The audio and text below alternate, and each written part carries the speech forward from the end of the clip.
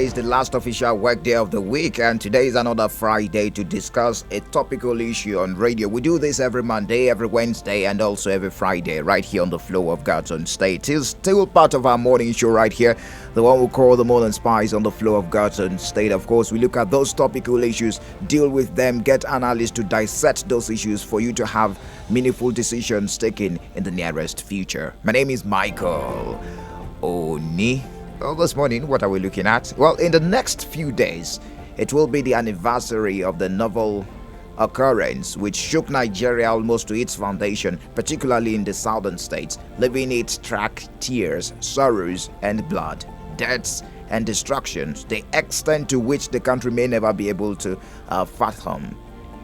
The original intention of the protest, Endsars protest, that's what I'm talking about this morning, was to draw attention of the government and the Nigerians to the untoward, unprofessional, unethical conduct of the operatives of the Federal Special Anti-Robbery Squads, otherwise known as SARS, which had become a source of embarrassment to the Nigeria police force at that time, embarrassment to the government, and also embarrassment to Nigerians. But a few days into the protest, it was allegedly hijacked. Maybe why? That will be some of the issues we'll be looking at this morning on the platform. Over the years, there have been so many cases of police brutality and mindless murders of innocent citizens. It is a major problem in Nigeria. Police is your friend. That's a slogan used by the Nigerian police. Of course, you must have heard that. It has become a contradiction. The police force, which has been entrusted with protecting life and property, became a metaphor for abuse of citizens' rights. Operatives often use force beyond limits permissible by law, infringing on the rights of innocent civilians and causing a lot of harm and pain to the people. And the sheer enormity of these abuses was what led to the Endsars protest across the country last year. 3rd of October 2020, that was when it started. It was sparked off by a viral video allegedly showing the notoriously brutal Special Anti-Robbery Squad officers killing a young man in Delta State. And authorities claimed the video was fake and arrested the man who made it, provoking even more anger among Nigerian youths. They took to social media with the hashtag Endsars, and demonstrations started in major cities across the country. Hundreds of youths gathered in central Lagos. It started there, holding banners reading "Respect for Human Rights" and more equal society. Capital of Abuja, dozens demonstrated with police forces. It trickled down to the state capitals across the country and major cities in the country. Well, this morning, let's look at the gains of this demonstration. 1 year later, what has changed? What are the gains of the protest? Has the protest really stopped police brutality and built public confidence in the people? These are some of the questions Nigerians will be asking. There are reports of numerous Endsars protesters languishing in various correctional centers in the country. And it brings the question, have things really changed for the better after that protest? The insecurity in the country is at all-time high. The police are still extorting and harassing Nigerians at every opportunity. Anyways, I will be bringing in my panelists this morning to discuss, to have an in-depth conversation on this topical issue this morning. Joining me virtually on the platform this morning is a member of the civil society. Of course, he's a regular on this program, and he has an in-depth knowledge on the topical discussion this morning. Sam Ekuribe, good morning to you. I call him Big Sam. Good morning. Welcome to the platform on Flow FM. Thank you very much, Samson, for having me. It's Michael. Yes. Mike. Yes. Good morning to you. Thank you. Now, the big question is, have we really learned anything from the Endsars protest? It's going to be a year after that alleged shooting at Lekki Toll Gate in Lagos. Well, there are plenty parties and stakeholders in that protest. Yes. It involved the citizens, it involved the government on the side, with the security agencies. So as citizens, I think one big lesson we have learned is that we have a voice, especially the younger Nigerians. We learned that if we decide to take our future in our hands, we will make all the impact. So it's a big lesson from that protest 1 year after. Interesting. Has anything changed since that protest?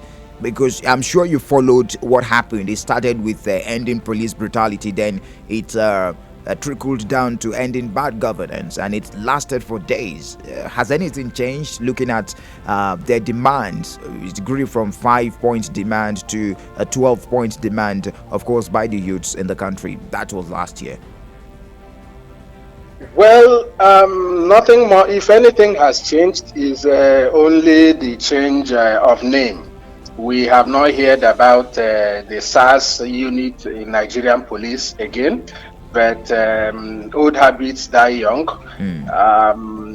The same attitudes are still there. It looks like they simply changed their uniform and their new name. But it's just like when we have NEPA, they say it is now power holding and all that, but the same attitude is still there. So nothing much has changed. And we had expectations. For example, in Abia here, a panel was set up, judicial panel, to look into that. 1 year after, I cannot tell myself this is what I can see that they have done. Anything that is tangible, I can say this is their pronouncement or this person has been held accountable.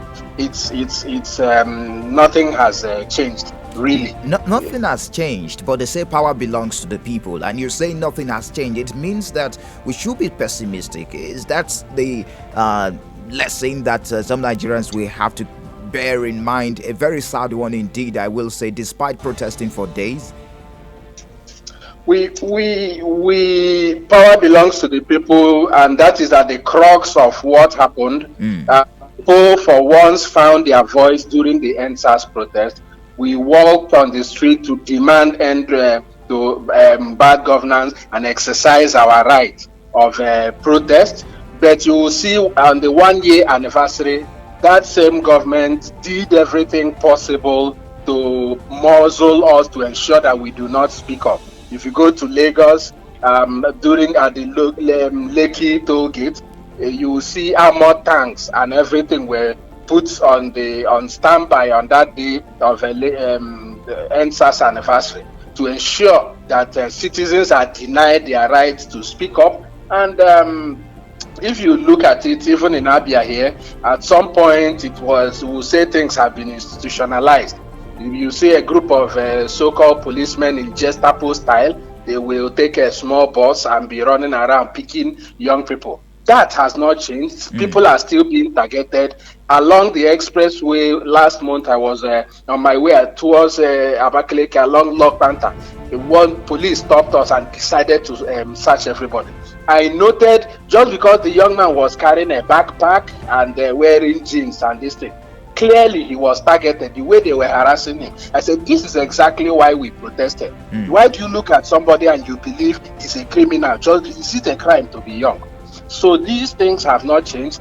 The name of the unit is the only thing I believe that changed in this. And clearly the government is not allowing us to speak. It's still at the crux of that same issue. So we still need more reforms. Okay, I'm going to take you back to how the protest started and, of course, how it was handled by Nigerian youths. Of course, it was widely accepted by the youths in that age bracket of even below 18 down to about 35 now. There is no doubt that Nigeria, since independence, had witnessed protests with different intensities and outcomes. I'm actually above 35 and I participated actively in that protest.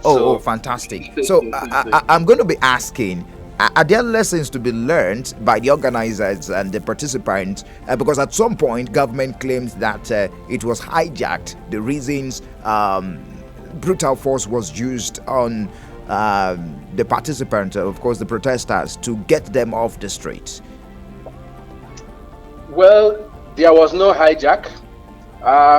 If people are protesting and you refuse to listen to them, there will be a progressive degeneration. People will do what they have to do to ensure you listen to them. That brutal crackdown remains a crime against humanity, and I believe over time and in due course, people will answer for it. The blood that was shed for young Nigerians will not be in vain.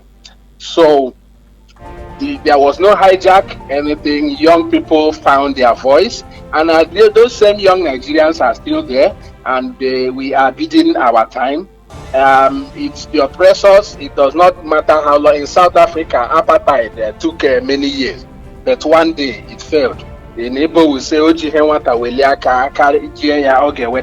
one day we will celebrate freedom in our country as young people. Today they are holding us down. It's only a matter of time. We will rise again. Okay, what we're asking, are there implications to these deaf ears that the government has turned to the demands of the youths in the country, despite having that huge protest and the success of the protest? Those who make, how do they say that? Those who refuse peaceful change make violent change inevitable, or violent this thing inevitable. So if you keep ignoring the voice of the youth, if you keep ignoring the voice of citizens and their cries, it's a time bomb. It's a ticking time bomb. Today there is peace, but that is what I will call peace of the graveyard. You see young people moving around, and then you militarize the whole environment. Everywhere you have police and army, and you think you have peace. There is no peace. Look at what is happening around. The core is dialogue. There is need for the government to bring down their ear and listen to the cries of the youth. But if you think this solution to headache is to cut off the head and maybe press people down, you too will stay down with him. For me, I don't think the issues have been resolved. I do not think the government has addressed them. I would say successfully they have cowed us again, because with the setting up of judicial panels all around the country, you yourself now, can you mention and say this is what we have, this is what we can call an outcome from all those this thing? In Lagos, the youth representative at some point stepped out and said, I cannot be a part of this massive cover-up. So we are not getting the truth. We have not gotten justice, and then justice will still be crying out. So things have not been done right. People are still crying. I implore the government to choose dialogue and to be sincere in their intentions to make things right for Nigerian youths. A massive reform is what many Nigerians and of course these youths are asking in the police force. And despite their call, despite their loud voice, it has been ignored severally. And the big question here, Sam, is that what will happen? Are there implications in the nearest future if the government continues throwing deaf ears to the agitation of the youths, especially the reform needed in the police force? Of course, there are very grave implications. It's only a matter of time. Like I said, it is a ticking time bomb.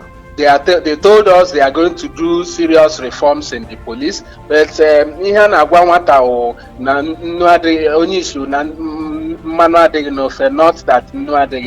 as we look at our police, you can't say there is a change in the past 1 year. At least you would have been expecting to see them better kitted, maybe with better gadgets and with more improved if they are being treated well, you will know. And then you can't give what you don't have. You will see the way they will treat citizens. Themselves are not looking well. The system is not looking at them well. And also the citizens are also crying. This, we warn, is a ticking time bomb. The government had better be sincere in its intention and do what they have to do. Because over time, when citizens rise again, you're not this. The way they quelled the Endsars protest, I would say the government was lucky. But those things, no country survived that kind of revolutions a couple of times. So it may happen again. I am not calling for it, but it may. There's always a possibility. The youths are there. They are being mistreated and they are keeping short. When the thing is just like a volcanic eruption, one day something can trigger it. Just like the Endsars, it just took one isolated incident in Delta State, where a young man was shot and the police drove off with his vehicle, leaving him in a pool of blood. And young people carried him and said, enough is enough. And that is it. Endsars started in 2016, that hashtag.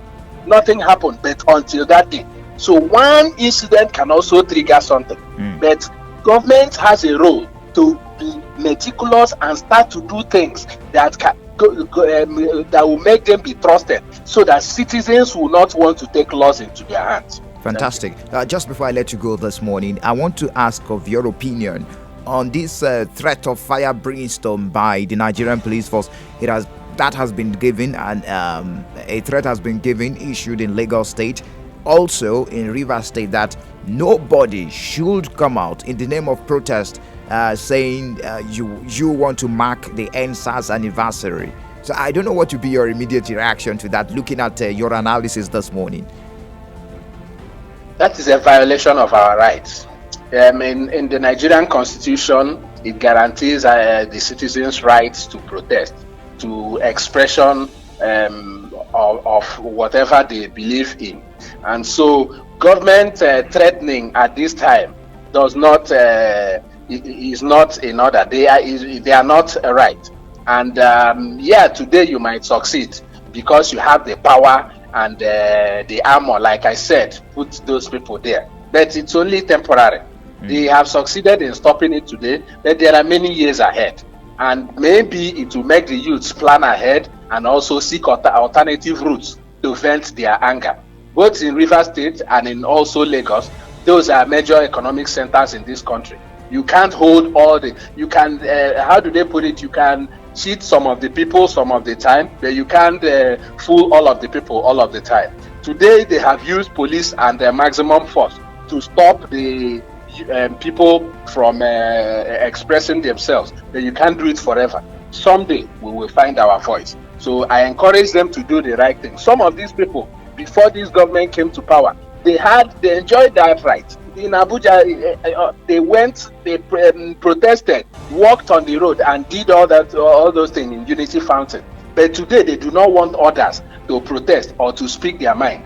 It is injustice, and Nigerians will not take it. Now, if you look at the crux of this Endsars protest, the immediate beneficiaries of whatever reform that will happen after the protest will be the officers of the police force.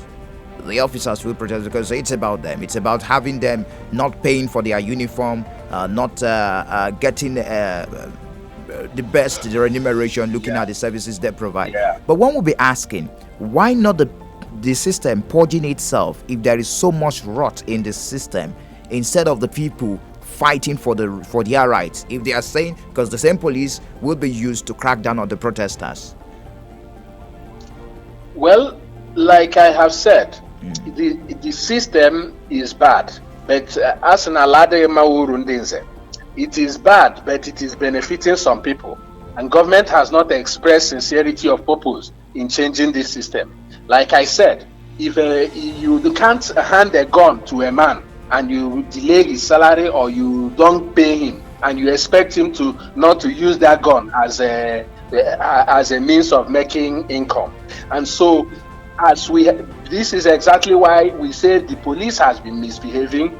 And then in the past 1 year, have we seen any changes that maybe they have looked better, they have better increase, and that means they are no longer going to use their guns to their advantage? We have not seen those changes. We have not seen, if you go to their housing and all those things, some of them, it doesn't look good. We protested, we said, treat them well. Because if you treat them well, they too can treat the citizens right.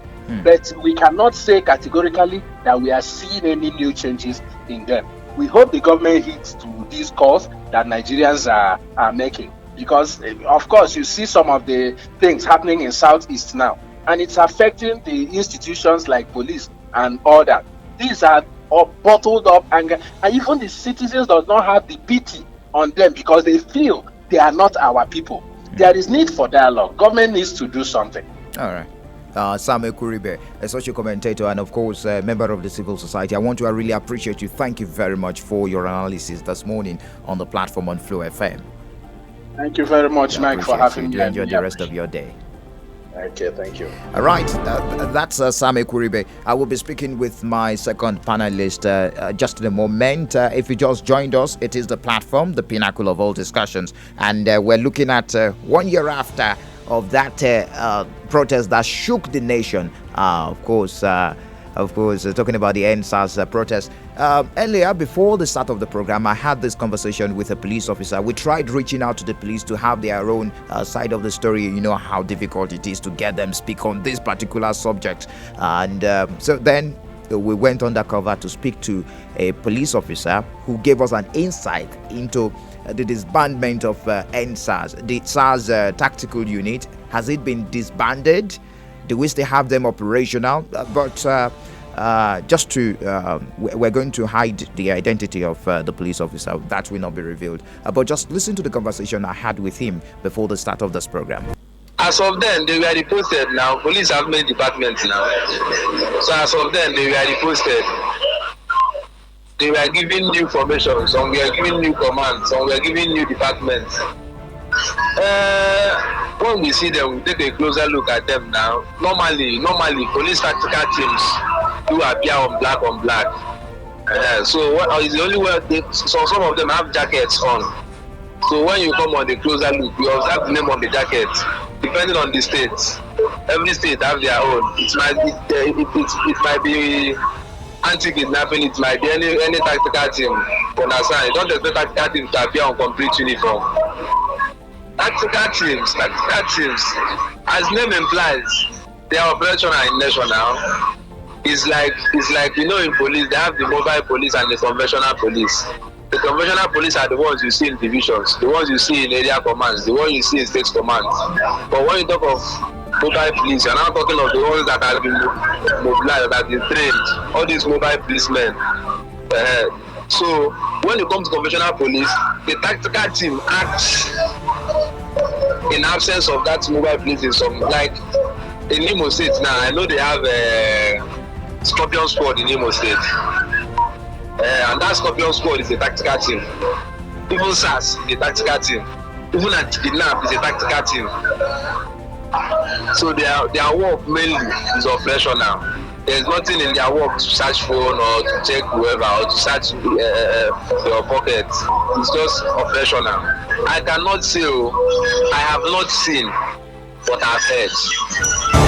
So let me just give you a background of what led to that conversation. It was about some police officers still seen on the street, of course, demanding to search your phone, like the analyst mentioned in my first panelist mentioned. How possible is that? What led to that? Anyways, we're going to continue the conversation. I will be bringing in my second panelist this morning on the platform, the pinnacle of all discussions. We're looking at the 1 year after of Endsars protest in Nigeria. If you remember, right after protest, security forces were a little careful right after that protest, but they have since returned with some alleging them of bad behavior. It's quite unfortunate, and there is insecurity in the country is at all-time high. The government ordered each of the Nigeria's 36 states, along with the capital, to look into the abuses. 7 states did not comply: Borno, Jigawa, Kano, Kebbi, Sokoto, Yobe, and Zamfara. And those where the judicial panels did sit were hit by prolonged adjournment, with members of the police not showing up when called to give testimony, and were criticized for lack of transparency. And of the 18 states that concluded hearings, none appear to have made their findings public, fueling accusations that the process was just a PR exercise. Joining me this morning, of course, my second panelist on the program, the platform on Flow 94.9 FM, I've got Ambassador Arthur Ugochukwu Okoro, the national president and leader of Today Global Youth Forum. Glad to have you join us. Welcome to the platform on Flow FM. Oh, thank you. Thank you very much. I'm glad to join. Thank you. You're speaking with Michael. Now, has anything changed since the protests? I do not believe that a lot has changed. I don't believe that anything has changed.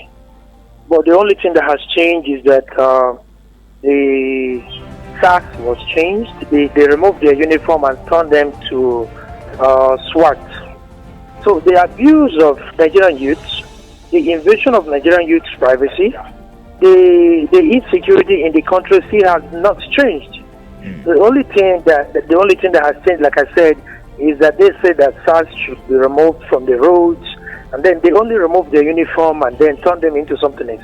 So this whole process has been ongoing. The extortion from Nigerian police, from Nigerian youths particularly, who are majorly the people who feel the impact of these mischievous acts of reckless acts of security agents are still ongoing. Down there in the southeast, you cannot drive a distance without seeing up to 3-4 police checks. And most of the people they target are the youths. So we do not believe that anything has changed so far. So are there lessons that should have been learned despite the poor handling, alleged poor handling of the Endsars protest by the government? I believe, yes, that the lesson they have learned so far is that the youths are awake. They may not have learned to change the things they were asked to change, but the only lesson I believe, and every youth in Nigeria believes, that the message has been passed to them. A very strong signal has been given to them by that singular act of Nigerian youth coming together in unison for the very first time in the history of Nigeria to pull up that siege at the Lekki target. So the only lesson they have learned is that Nigerian youths are awake, and 2023 election is a very pointer towards what will happen and towards the things the Nigerian youth can do. So they should be able to know that the youth they have been taking for a ride over the years are very much wide awake. And the last opportunity, the only opportunity that they need now to salvage the country, to put us on the right track, to set a template for the youth to pick up from, is the next general election. So they have been asked to do so many things. They should not be able to toy with our future again. And we are very glad that the Nigerian Senate this week made a reversal of the certain decision they took some time ago not to pass the electronic voting into law. So they must have realized and have seen the body language from Nigerian youth. So they went back and reversed that decision, and they have passed that electronic transmission of results into law now. So the Nigerian youths now will take advantage of their population, because like I always say in so many fora, Nigerian youth has about 70% of the entire population of Nigeria. Nigeria has about 200 and something million population as at the last census count. So the Nigerian youth has about 72% of that population. So now that the electronic transmission of results has been made passed by the Senate, we believe that the House of Representatives will concur with that decision. They will do a concurrence and then move the bill to the presidency, who we expect to immediately expedite action in signing that into law. So once it becomes law, then the youths will not sit up and speak in unison. We will use the media platforms that we have. We're going to use our population. We're going to use the social media that we control to send a very strong signal to these people that has held this country to ransom over the years. So we are going to make sure that, yes, we are going to make sure that whoever that is going to be or to succeed in the next presidential seat must have the youth in his mind. We are going to ensure that whoever that will sit on that number one seat of the country must have the interest of the youth. You must be able to think Nigeria. You must be able to think in the next 30, 40 years of Nigeria. You must be able to present us with a budget, a feasibility study, a working template that will take us to about 50 years' time, and not the yearly 4-year budget that they will bring, which might not even have up to 20% implementation. So I believe that the people at the helm of affairs are gradually learning. They are seeing the handwriting on the wall, and they know that these youth are very much wide awake. They are no longer a sleeping dog as they assume that we have been. Now, let's talk about the organization of the protest that shook the nation. Many analysts have condemned the organization, that it should have been, spearheaded. Of course, should have leaders. Maybe one of the reasons much weren't achieved with that protest. What do you make of the handling of the protest by the youths themselves and their conduct across the country, which some persons have accused them of leading to the burning down of some facilities, some government-owned facilities, like some police stations in some parts of the country? The handling of the protest, as it were, last year was very, very successful. And the people that conducted the protest were not the ones that did the burning down. Now, that protest came in different dimensions. My youth organization, as at August 12th last year, because August 12th every year is celebrated worldwide as International Youth Day.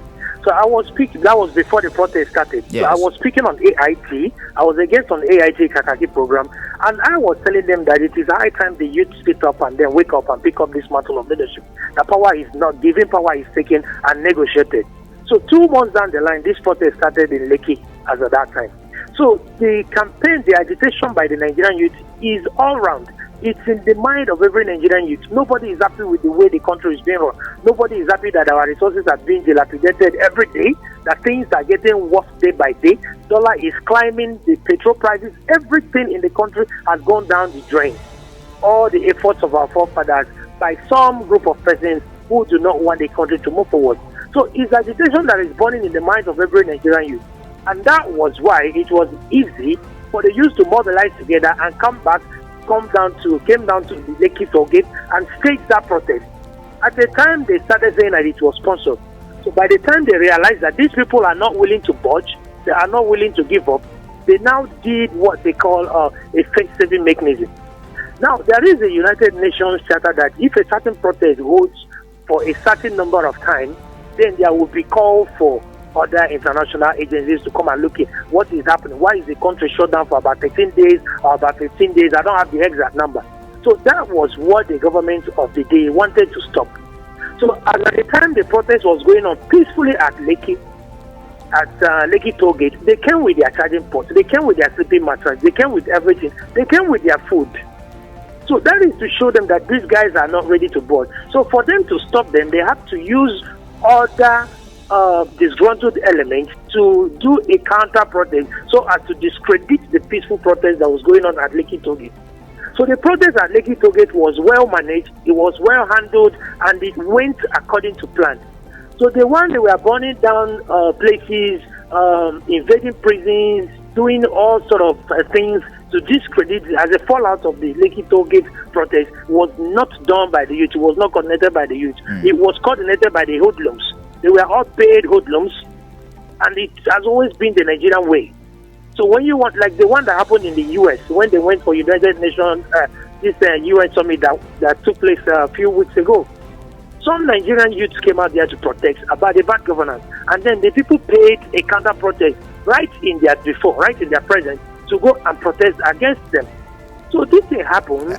It's a tool that they have been using. Okay, just a moment. Are there other ways that youths might have managed this so that they won't be infiltrated, probably in the nearest future, if such a protest to end bad governance may? Because my analyst this morning, one of my the first panelist I spoke to said, if something is not done, there may be another nationwide protest. Are there lessons that the youths might have learned from this Endsars protest that took place last year? Well, there is no other way to have managed what happened. What happened was inevitable, and it happened. I will agree with your other panelists that said that if care is not taken, there may be another protest. Now, when someone is hungry and does not have food to eat again, you don't expect the person to sit at home for the hunger to come and kill the person. And when you are pushing someone to the wall and the person gets to the wall and there is no other way for him to go to the wall, the next thing is he will do the last option, either to come forward to you to attack you or he will stay by the wall. So the youth were pushed to a very large extent. And like I said earlier, the reason why that protest went on had not stopped yet. It's even getting more worse. So if at the point in time in the near future, this dollar thing keeps rising, and because we are a consuming nation, we are not a producing nation. So you must buy to consume. So when you try to change the dollars, change your naira to dollar, it affects the prices of commodities pro rata.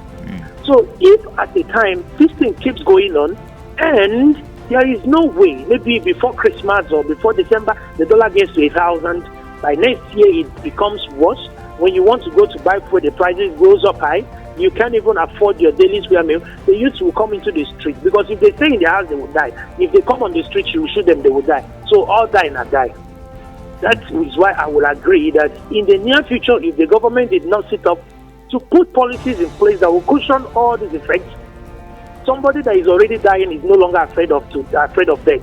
So the youth will march on the streets, and their only fallback is to shoot them. And when you kill them, then the problem will now escalate them more. So I believe, like I was saying, the protest was well organized. If the government does not want to listen to the youth and put measures in place that will checkmate some of the errors and some of the things they pointed out, there may be another protest, or there will be another protest, and this one will be so massive that the government will be caught in the middle. They don't even know where to start contending them from. If you want to kill them, how many will you kill? Ambassador, let me ask you on the what do you make of the panel of judicial inquiry that were set up across states? Some states didn't set theirs, and about 18 states released reports which has not been made public till date to investigate the widespread allegations of abuse by officers. What do you make of that panel that was set up? The panel is a sham. The panel is a sham. It was meant to quell the nerves of the youths that were very angry with the system. No, the youths knew. We all know that panel was not going to provide any solution. How many youths were in the panel? Apart from the ones that they are putting as witnesses? Would you shave a man's head in his absence? The panel were made up of the same old folks of people that we are talking about that doesn't want to give room for the youth to rise. And then they were infiltrated by the same government, being influenced by the same government that is terrorizing the youth, that is causing all these problems on the part of the youth. So myself did not believe that such panel will give justice to the youth in the first place. They only use it to buy time, to calm the situation, so that in the usual Nigerian way, everybody will forget the past and start focusing on the future. So I never had confidence in the panel. And then, as you can see, they have not produced one result 1 year down the line. They have not been able to come up with a very tangible results to say, look at what happened, look at the number of persons killed, look at the family of the victims killed, look at the commercial measures that have been put in place to at least give compensation to the families of the victims. But they had already gone ahead to give compensation to the families of the security agents who were killed along the line. So myself did not have any confidence in that panel as an issue. Then should the youth now forget about having a change in side? Look, you sounded pessimistic that things might not get better this morning looking at your analysis. Should the youth now forget about everything and move on like nothing is going wrong in the country, or they should keeping hope alive? I'm not going to encourage the youth to move on as if nothing is happening, and neither will I encourage them to go into violence. So, but like I said earlier, Nigeria is a very patient country, and the youths we have learned to persevere even in the midst of adversities. So we have been brought up in that way. Now, this would not have gotten to this point if the government of the day did not come to power. So this whole suffering started from 2015 when the government of President Muhammadu Buhari came to power. He was insensitive to the plight of the youth. In fact, if he goes abroad, he demarcates the Nigerian youth. He was the one that made the statement that Nigerian youths are lazy. Even though your youths are lazy, you shouldn't market that abroad. But the youths went ahead proving themselves that they were not lazy, even against all this. So, like I said before, we have 2023, which is just by the corner.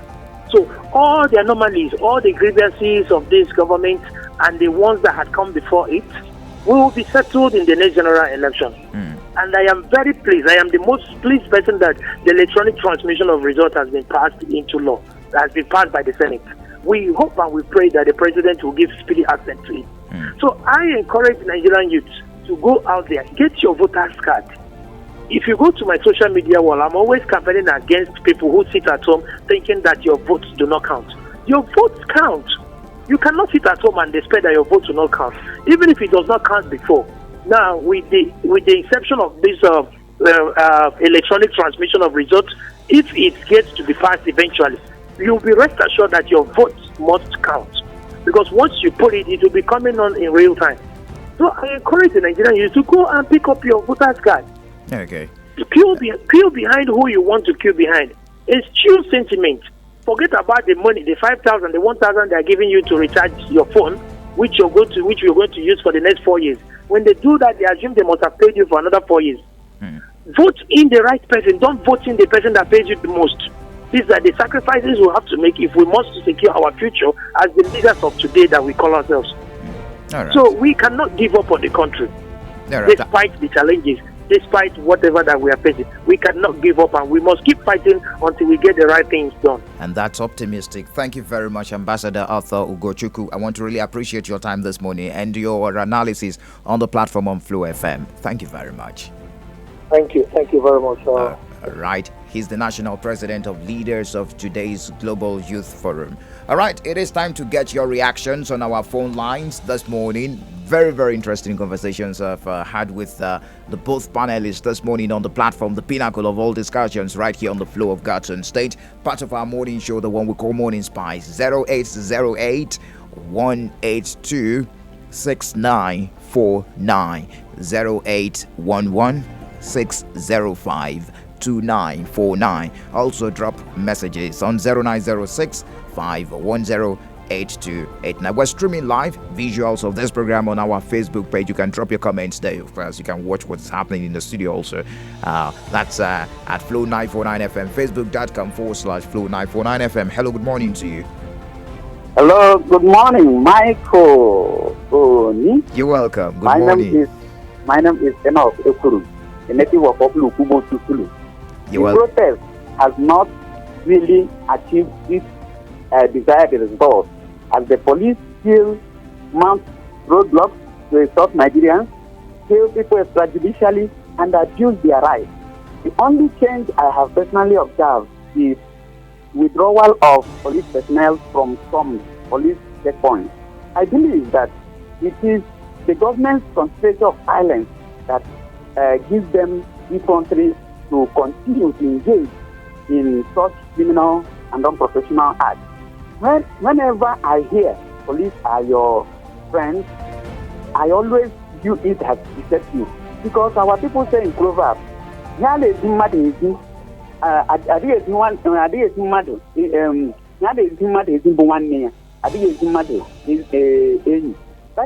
say, it is a relative that can be shown to somebody as that this is your relative, not friend.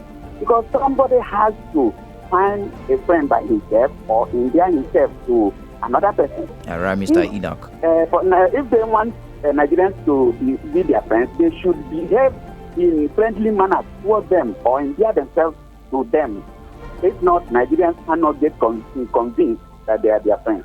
All right, Mr. Enoch, thank you for sharing your thoughts with us this morning. Hello, good morning to you. Okay, that didn't pull through. Samuel Exodus on our Facebook page says, good morning, Michael. As at this morning, police officers were at Amachara collecting 15 naira from Keke, and if you don't give them, they ask you to park well. Are they not collecting salaries? That's a big question. I do not have answers to. Hello, good morning to you. Good morning, Michael. You're welcome. Is the other participant there? No, I excused him already. All right. I still remember Mr. Princewell Uswagu from Enomonachiobo. All right, Mr. Princewell. Mike. Yes. There's a saying that says, whoever that makes peaceful moves unattainable, make violence as inevitable. I believe since the act of the violence that they use in Nigeria, federal government made them 4 or 5 decisions that they should do so that the protest should stop, and they used to obey them. As I'm talking to you today makes it 1 year, and none of those promises has been made. The only one that just been shown was the passage of bill in favor of electronic voting. But that act has not reached to the level, because to me, I'm seeing it as a flash in the pan, because because the presidency has not put the assets, and equally that bill has not gone through the harmonization committee. Until when it is being done by these two bodies, then I know that it has passed to the bill has been passed to law. But for today, federal government has not done that. So for them to expect the youth not to act again, they should ensure that the promises made to the youth should be carried on, so that the youth should not violate at all. That is why I said, whoever that makes peaceful acts unobtainable, makes violent acts inevitable. All right, Mr. Princewell. God bless my brother. Thank you very much, Mr. Princewell from Opowo. Hello, good morning to you. Welcome to the platform on Flow FM, on Flow 94.9 FM, 0811 605 2949, 0808 1826949. On the SMS line, Noble says, just a moment, okay. Noble says, after 1 year, nothing has changed because no police or any security officer was held accountable. He's accountable. The government, they are working for us, shielding them, defending their manner towards Nigerian citizens. That's coming from Noble from Umo here. Hello, good morning to you. Good morning, Michael. You're welcome. Me. Oh, thank you for joining us. Who's I'm calling from Umaya. All right. Michael, I believe that why the Nigerian youth went for this protest, end police brutality last year, was for a change, a positive change in our nation, and to stop police people from the way they manhandle human beings. But it's quite unfortunate, and I find that today we are still seeing most of the things that make those youths to be on streets. In as much as some people use that means to destroy property, to do what the youth are not supposed to do, or the hooligans hijack some of the protests. But the real message was to tell the Nigerian government and Nigerian police that the way they handle, if you consider what is happening in advanced country when it comes to their police personnel, they are the ones that are even sacrificing their lives for the common citizen. It's not in as much as in Nigeria police today, we still have some good ones among them, but I will rate them 10 over 100. The good ones they're not more than 10%. But these ones, we have been crying, shouting, they came and promised heaven and earth. Until today, we've not even seen the impact of why Nigerians should went on protest. Even the promises that they made, up to today, we've not seen the impact. They are still busy. The one that bent the road, they checkpoint. They are still busy collecting money before the commissioner for police. The one has AIGs on night. They are still a lot. Those ones are not just start collecting money, but I've not seen them collected money before. But they are supposed to protect the lives and properties of the citizens of the nation. But right, look at how they are handling us. It is not good. All right. Thank you. Thank you for sharing your thoughts with us. Hello, good morning to you. What's wrong with the second line? Okay, we'll need to run through the messages on the SMS line. We have more messages pouring in. Okay, we've done Noble. Harry the Patriot from Umudike says, good morning, Michael. If I were an Endsars protesters, we would go on 3 to 6 months to protest and back on a class action lawsuit against the federal government and police, restraining any law enforcement agent or hoodlum from obstructing the protest and compelling Nigeria and the DSS to protect the protesters, including unmanned area surveillance, which fishing out the opportunistic enemies of the state scheming to take advantage of the situation. Hello, good morning to you. Hello, good morning, Michael. You're welcome. My name is Ali from Omaya. All right, Mr. Ali. Okay, our youth is not helping matters a lot. Our youth is supposed to stop following politics. They're supposed to stop following politicians. They're supposed to move on to their life. The more they are following politicians, the more politicians is using them to doing bad things. They should keep on going front. They should not going back. They should look front. What they are looking for. One now, all these politicians, they will like to use them and dump them. Their children is overseas studying. All right. Thank you for sharing your thoughts with us, Ali. Hello, good morning to you. Welcome to the platform. Blessed morning, this morning, Mr. Michael. You're welcome. Don't get you guys for you. I'm calling from Doro in Iguana. All right. Yes, indeed, it is indeed. This is a sweet bitter memorial that occurred by Islam last year. Yes, indeed, we must have to say that it wasn't funny the way it happened last year. But now, the question, you are trying to go question to us. Is there any change? Are we still to attest to the fact that there are still a change in the direction of security, social police sector? Mr. Michael, let me first and foremost start from the angle of the first caller. That's the virtual first caller, the one you engage. He said something. He said that it might occur again. That this protest may occur again, and if it repeats itself, It is not going to be as it is, or it was before. What happened last year. Now, I want to say this: we still believe that these people, they are hearing and they are listening. They have a listening ear. Our leaders, and since then now, they are not showing any sign that there is any improvement or that they still have any plan of making a change. But that is apart. But I want to talk about police. The only thing we can even say here and now, as I'm talking to you, that we are experiencing or we are witnessing as a change in police, is because they no longer normally put on their uniform, walking on the street. The jam-pattern of commuters in their cells is no longer as much as it was before. Then again, what now are we experiencing now? There are much of rapping from police, much of exercise killing on this one they call accidental discharge. After that, Endsars, now that those things started escalating, coming up. Has become an issue. Then lastly, I want to say this.